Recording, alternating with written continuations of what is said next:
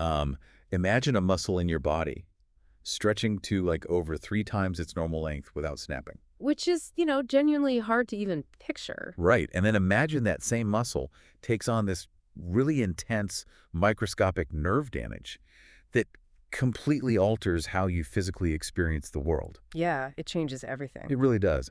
And so you go to a doctor looking for help, right? Hoping they can just figure out the issue. But instead of looking at the function, they basically pull out a ruler, measure the area, and tell you that your structural measurements are perfectly fine. Which is incredibly frustrating for the patient. I mean, that profound disconnect between a physical measurement on a chart and your actual lived reality is so common in medicine. It is. But it's maybe nowhere more pronounced or, more stigmatized than in the realm of women's pelvic floor health. Absolutely. It is the absolute definition of diagnostic muddy waters. So today, for this deep dive, we have a highly specific but incredibly vital question on our hands. And that is, can a quote-unquote short perineum contribute to vaginal looseness? And this is a question that affects millions of women worldwide, many of whom feel like way too embarrassed to even bring it up with their doctors. Yeah, or they do bring it up and they just get this dismissive shrug, right? Just Yeah. because their symptoms don't fit neatly into a standardized box. Exactly. So to get to the bottom of this, we are synthesizing a massive stack of sources for you today. We're pulling from clinical studies on pelvic floor disorders, urogynecology research papers, physiotherapy guidelines, you name it. There's a lot of ground to cover. There really is. Hmm. And I know exploring the length of the perineum might sound like a super niche anatomical question on the surface, but it actually unlocks this massive conversation. Oh, totally. It gets into postpartum recovery, the biology of aging, and, the multi-billion-dollar vaginal rejuvenation industry. Yes. And fundamentally, it's about how the modern medical world measures and honestly often misinterprets women's bodies. Okay, let's unpack this. Before we can figure out if a short perineum causes looseness, we need to establish what we're actually looking at, anatomically speaking. Right. So we need to define the perineum, or more specifically in this clinical context, the perineal body. Okay, what exactly is that? So it's this distinct area of skin, connective tissue, and dense fibromuscular tissue that sits directly between the vaginal opening and the anus. Okay. And in a typical adult woman, this area is normally only about, 3 to 4 centimeters in length. Which is really small, right? I mean, we are talking about an area that's just over an inch long. That is small, yeah. But it is structurally vital. To really understand what it does, you have to sort of visualize the entire pelvic floor. Okay, I'm picturing it. Picture this complex three-dimensional hammock. It's made of all these intersecting muscles and dense fascial connective tissue, and it's slung right across the bottom of your pelvis. Right. And this hammock's job is constantly supporting your heaviest pelvic organs against gravity. So your bladder, your uterus, your rectum. That's a lot of weight to hold up. It is. And the perineal body acts as the central anchoring point for that entire network. It's basically the center of gravity for the pelvic floor. Oh, wow. Okay. And one of its main mechanical jobs is to maintain the tension that keeps the vaginal opening, which doctors call the introitus narrowed. So if the pelvic floor is the hammock, the perineum is like the thick, tightly wound knot at the very end of the fabric that keeps the whole thing pulled taut and secure. That is a perfect analogy, yes. So my question is, if this area is naturally short, or if it gets physically shortened from some kind of trauma, does that central knot essentially slip? The clinical data strongly backs up that analogy, actually. When the perineal body is clinically categorized as short, which researchers define as measuring less than 3 centimeters, that structural integrity is profoundly compromised. Less than 3 centimeters. Yeah. The hammock basically loses its foundational tension. One of the urogynecology studies in our stack looks specifically at the cascading risks of this happening. And what did they find? They found that a perineal body shorter than 3 centimeters, combined with a wide genital hiatus, acts as a massive predictor for organ descent. Wait, let's define the genital hiatus for the listeners so we have the full picture here. Right, good point. So the genital hiatus is the longitudinal opening, measured from the external urethra straight down to the perineum. Got it. The study found that if that opening is wider than 5 centimeters and your perineal body is shorter than 3 centimeters, your risk of developing stage 3 or 4 uterine prolapse increases fourfold. Fourfold, like a 400% increase in risk Exactly. for what is essentially just a millimeter level difference in measurement. That is wild. It really is. And prolapse, just to clarify the mechanics for everyone, is when those pelvic organs, like the bladder or the uterus, physically begin to drop down into or even poke outside of the vaginal canal because that structural hammock just gave way. Right. Anatomically speaking, a short perineum is an undeniable major risk factor for the whole pelvic support system failing. Okay, so the mechanics of the organs dropping makes total sense. But does a compromised shortened anchor actually cause the sensation of vaginal looseness? Ah, that is the big question. Because, a physical shift of organs and a subjective feeling of laxity sound like two totally different biological things. They are entirely different. And that brings us to a crucial distinction in the research that completely shifts how we understand this. We really have to separate pelvic organ prolapse, or POP, from vaginal laxity, which they call VL. Okay, so POP versus VL. Right. Prolapse is an anatomical, physical descent of the organs. A doctor can literally see it and objectively measure it with a ruler. And laxity. Vaginal laxity is a subjective internal sensation of looseness. It's a feeling of decreased tension or like a loss of grip during intimacy or just daily life. Here's where it gets really interesting. Because to explore how the medical field tries to reconcile that subjective feeling with physical anatomy, we have to look at the developed psyche from our sources. Yes, the developed study. That stands for Description of Vaginal Laxity and Prolapse and Correlation with Sexual Function. Right, and what do they actually do in this study? Well, the methodology is incredibly revealing. The researchers wanted to see if the objective physical measurements of a woman's pelvic floor actually matched up with her reported feeling of looseness. Like, does the ruler match the reality? Exactly. So to get the objective measurements, they used the POPQ system. It's the standardized, highly specific clinical tool where doctors literally take a ruler and measure the perineal body, the genital hiatus, and map out coordinates of the vaginal walls. So it's purely mathematical. Pure math. Then, for the subjective side, they had the exact same patients fill out the vaginal laxity questionnaire. That's a validated tool to score how loose they actually felt on a day-to-day basis. Okay, and so when they finally compared the ruler to the questionnaire, what happened? They found absolutely no significant correlation. None. Wait, really? None at all? None. A woman's score on the Laxi questionnaire had no correlation with her physical measurements on the POPQ exam. Yeah. A patient's perineum could measure at a perfectly normal 4 centimeters. Her genital hiatus could be perfectly tight, but she could report feeling incredibly loose and having severe sexual dysfunction. And I'm guessing the opposite was true, too. Yep. Her genital hiatus could measure super wide, her perineum could be really short, and she might not report any feeling of laxity whatsoever. So let's put ourselves in the shoes of the patient for a second. You go to a clinic, you explicitly say, I feel loose, my sex life is suffering, things just do not feel right. Right. And the doctor looks at their POPQ ruler and says, well, your perineum is perfectly normal. I mean, is the medical establishment relying on a fundamentally flawed tool here? Or are they implying that the sensation is just all in her head? Unfortunately, many women are left feeling completely dismissed because of it. But the lack of correlation in the developed study proves that the ruler is simply the wrong tool for diagnosing laxity. Because it's not a spatial issue. Exactly. The sensation of laxity is a very real, incredibly complex neuromuscular phenomenon. You cannot measure the length of a piece of tissue and deduce how it transmits sensory data to the brain. That makes so much sense. Right. Vaginal laxity involves microscopic nerve damage, it involves the baseline resting tone of the muscles, and the elasticity of the connective tissue. None of those dynamic factors are ever going to show up on a static ruler. So if the ruler can't measure the feeling of laxity, we have to look at what physically rewires the biology and the tension of this area over time. You do. And looking at the sources, all roads seem to lead to two primary culprits that fundamentally alter the pelvic floor: childbirth and menopause. Yeah, well, let's start with childbirth because the mechanical forces involved in a vaginal delivery are staggering. When you break down the biomechanics, it's intense. Walk us through it. During delivery, the levator ani muscle, which is the main broad muscle complex making up the bulk of the pelvic floor, it has to stretch to an extreme degree to let the baby's head pass. How much stretch are we talking? The studies in our stack show that it stretches to 3.26 times its normal length. Over 3 times its normal length. Yes. And to put the severity of that into perspective, that elongation exceeds the maximum point of stretching without injury in a normal, healthy muscle by 217%. That is genuinely hard to wrap my mind around. The physiological limit is just completely shattered. It is. It's honestly a miracle the muscle doesn't just spontaneously detach in every single delivery. Well, the thing is, in many cases, it actually does detach. Oh. Yeah. It leads to what we call levator aneavulsions.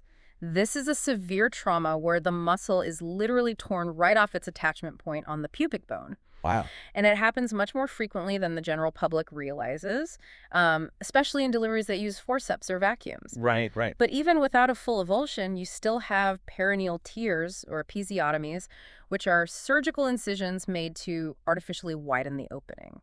And when that traumatized tissue heals, it's not like it seamlessly regenerates the original perfect tissue. It's laying down scar tissue.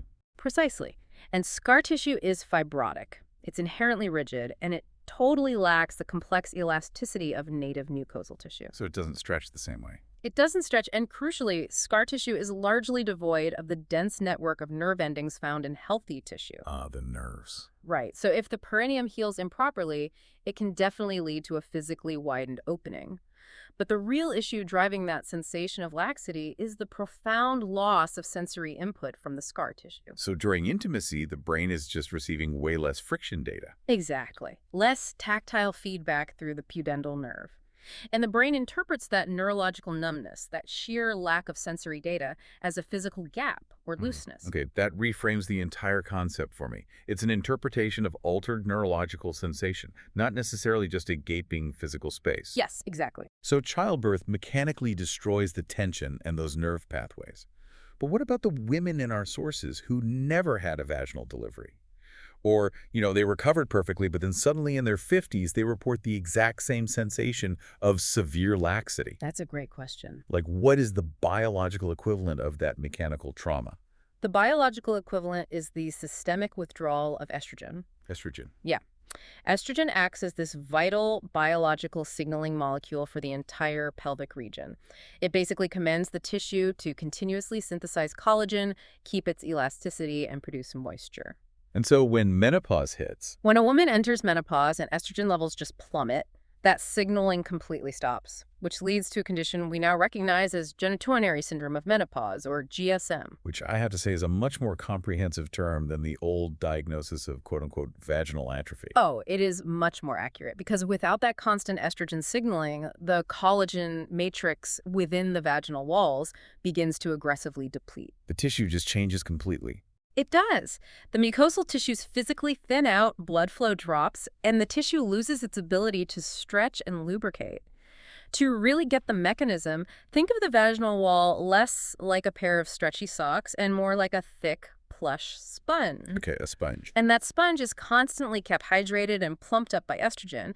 But when menopause hits, it's as if that sponge just dries out. It shrinks, it loses that plushness, and it becomes brittle. So the underlying pelvic floor muscles might still be perfectly strong, and the perineum might be perfectly intact, but the actual mucosal lining of the canal has lost its thickness and its natural friction. Right. And to the patient's nervous system, a loss of tissue friction and a thinning of the mucosal lining feels exactly like vaginal laxity. Wow. The grip is just gone, even if the structural hammock is technically perfectly sound. Because this sensation of vaginal laxity, whether it comes from the mechanical nerve trauma of childbirth or the hormonal collagen depletion of menopause, it severely impacts a woman's sexual satisfaction, her self-esteem, her overall quality of life. It's a huge burden. And because of that, this massive, highly lucrative industry has sprung up to quote-unquote fix it. And navigating our sources to figure out what actually works versus what is just purely opportunistic marketing is quite the journey. It's a minefield, honestly. But the clinical guidelines always point to an evidence-based first line of defense, which is pelvic floor muscle training, or PFMT. And we should clarify, this is not just the casual, unguided squeezing you do at a red light. Oh, no, not at all. Clinical PFMT is an intensive, targeted neuromuscular rehabilitation program. It's usually guided by a specialized pelvic health physiotherapist. What do they actually do? They use biofeedback and internal release techniques to actively re-educate the nervous system and basically rebuild the resting tone of the muscles. And looking at the data, the efficacy of this non-invasive approach is incredibly high, right? It is. One of the standout studies in our stack evaluated women who had major levator any defects, meaning they had sustained significant, verified muscle tearing and avulsions from childbirth. The really severe cases. Exactly. And after completing a guided clinical PFMT program, the subjective sensation of having a loose vagina was reduced by 45%. Wait, They nearly cut the symptom in half just through physical therapy, without a single incision. Without a single incision, just targeted neuromuscular rehab. That is incredible. But obviously, physical therapy cannot physically reconnect a completely torn perineum or magically lift a stage 4 prolapse back into place. No, it can't. So when structural failure is absolute, we have to look at surgical interventions. We see the terms perineoplasty and vaginoplasty thrown around interchangeably a lot in pop culture. What's the actual mechanical difference there? The difference lies entirely in which part of the anatomy is failing. A perineoplasty is a very targeted reconstruction of the perineum right at the external opening. Okay. The surgeon will literally cut out the painful, dead, fibrotic scar tissue from old tears, find the retracted ends of the weakened perineal muscles, and suture them back together. So it's basically rebuilding that central anchor point we talked about earlier. Exactly. It rebuilds the anchor and tightens the introitus. A vaginoplasty, on the other hand, addresses internal laxity. Like further inside the canal. Yes, the surgeon reconstructs the deeper posterior vaginal wall, tightening the internal fascial layers themselves. They can be done together, but a perineoplasty is strictly focused on restoring that vital external center of gravity. Okay, let's step away from the operating room and the physical therapy clinic for a minute. Because the average person is mostly bombarded with ads for a third option. Right, the energy devices. Yeah, the flashy, celebrity-endorsed ones. We're talking about fractional CO2 lasers, radiofrequency wands like Zermiva, and injectables like the O-Shot using platelet-rich plasma. Right. They constantly promise to cure laxity during your lunch break with zero downtime. Are these devices the ultimate technological shortcut here? Or is this industry just exploiting vulnerability? To answer that, we really have to deeply analyze the source material from the lecture in our stack, appropriately titled Pseudoscience for Sale. Catchy title. It is. We have to look at the proposed mechanism of action versus the clinical reality. The theory behind these energy devices is that by introducing controlled thermal injury, basically heating the vaginal tissue to about 40 to 45 degrees Celsius using lasers or radio waves, the body will trigger a wound healing response. So it rushes in to synthesize brand new collagen. Right, a process called neocollagenesis. So the idea is basically that you burn it just a little bit and it grows back thicker and tighter. That's the theory. And there are some small industry-funded short-term observational studies where women do report a temporary feeling of tightness. But the vaginal mucosa is incredibly delicate. It is not the skin on your face. And when we look at independent reviews by major global regulatory bodies, that marketing narrative completely unravels. What do the regulators say? Devices like the Mona Lisa Touch or those radiofrequency machines are definitively unapproved for routine use by stringent bodies like NINES, the National Institute for Health and Care Excellence in the UK. Because uncontrolled heat in a delicate, highly vascular area seems like a recipe for disaster. It is. The adverse event reports are severe. The FDA in the U.S. has issued explicit safety warnings regarding these vaginal rejuvenation devices. Wow, really? Yeah. The thermal damage doesn't just create nice, fresh collagen. It often creates pathological fibrosis. The FDA cited severe risks like permanent vaginal burns, rigid internal scarring, and persistent chronic pain during intercourse. Oh my God. The risk profile is so elevated that the regulatory body in Australia recently took unprecedented action. They entirely canceled all approvals for these devices for the purpose of vaginal rejuvenation. Ban them completely. Yes, after a thorough review showed a stark lack of long-term data coupled with a really high potential for harm. So we have an industry heavily marketing unproven, potentially dangerous thermal injuries to women who are just desperately seeking relief from a complex neuromuscular issue. It's deeply concerning. Let's bring all these threads together for you, the listener. Our mission today started with a specific anatomical question. Can a short perineum contribute to vaginal looseness? And structurally, yes. Structurally, definitely. A perineum measuring under 3 centimeters is a critical, measurable risk factor for the pelvic floor hammock losing its foundational tension, leading to prolapse and a widened opening. Yet, as the lack of correlation in that developed study clearly showed us, the subjective feeling of laxity is rarely dictated by what a clinical ruler actually measures. Right. Vaginal looseness is this highly complex, dynamic issue. It's driven by the extreme mechanical trauma of childbirth stretching muscles 217% beyond their physiological limit. It's driven by the rigid, nerve-dead scar tissue of episiotomies altering how your brain perceives friction. Exactly. And it's driven by the systemic hormonal crashes of menopause, aggressively depleting the collagen and moisture from your mucosal walls. So what does this all mean for you? The ultimate takeaway here is empowerment through accurate information. If you're experiencing the sensation of laxity, you shouldn't suffer in silence. No, absolutely not. And you shouldn't accept a doctor telling you everything is quote-unquote fine just because a ruler says so. Right. And equally, you shouldn't feel pressure to rush into expensive, potentially harmful cosmetic laser procedures just because a celebrity endorsed them on social media. Exactly. There are evidence-based clinical physical therapies that can actively rebuild your neuromuscular pathways and reduce symptoms by nearly half. There are established anatomical surgical repairs that genuinely restore structural function. You have real, scientifically validated options to reclaim your quality of life. You really do. And to close out our analysis of these sources today, I want to leave you with a final thought. It's inspired by a mention of an artwork in our stack by the British artist Jamie McCartney titled The Great Wall of Vagina. Oh, I read about this. It's fascinating. It's an incredible piece. McCartney cast over 400 women's vulvas in plaster, creating this massive, tangible display of human anatomy. And what those medical-grade casts overwhelmingly proved is that natural anatomical variation is just staggering. Like completely unique from person to person. Right. Natural vaginal lengths and perineal structures varied massively across the pasts, ranging anywhere from 6 centimeters to nearly 14 centimeters. Which is a huge range. It's a huge range, and it raises a deeply provocative question that really challenges the core of how medicine approaches this whole topic. What's the question? If the medical world is still struggling to clinically define what a normal perineum or a normal vagina even looks like on a standardized ruler, how much of the modern diagnostic panic over vaginal laxity is driven by actual physiological pathology, and how much of it is driven by intense, inescapable cultural pressure to conform to a standardized, surgically altered ideal?